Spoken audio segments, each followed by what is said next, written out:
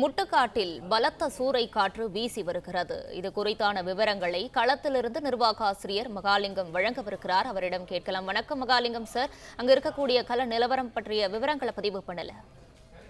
இந்த பகுதி செங்கல்பட்டு மாவட்டம் முட்டுக்காடு என்று அழைக்கக்கூடிய பகுதி. இந்த பகுதியில் பேக் வாட்டர் என்று சொல்லப்படக்கூடிய இந்த பகுதியில் நாம் நின்று கொண்டிருக்கிறோம். இதில் கடல் சீற்றம் காரணமாக கடல் அலை போல இந்த பேக் வாட்டரில் தற்பொழுது மாற்றம் என்பது ஏற்பட்டிருக்கிறது என்பதை நம்மால் பார்க்க முடிகிறது. அதே போல கடற்கரை ஒட்டி இருக்கக்கூடிய மரங்கள், நூற்றுக்கணக்கான தென்னை மரங்கள் இந்த சூறாவளியால் தற்பொழுது எது மாதிரியான சேதத்தை சந்திக்கிறது என்பதையும் நாம் நேரடியாக பார்க்க முடிகிறது. அதே போல இந்த பகுதி முழுவதும் போலீசார் தொடர்ந்து கண்காணித்து வருகிறார்கள். கடலை ஒட்டி யாரும் செல்லக்கூடாது என்று தொடர்ந்து எச்சரிக்கை விடுத்து வருகிறார்கள்.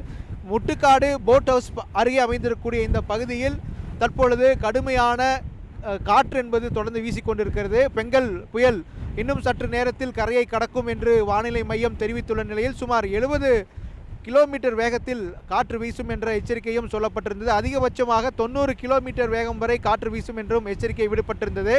தற்பொழுது நாம் இந்த நின்று கொண்டிருக்கக்கூடிய இந்த பகுதியில் கடுமையான சூறாவளி காற்று என்பது தொடர்ந்து வீசிக்கொண்டிருக்கிறது.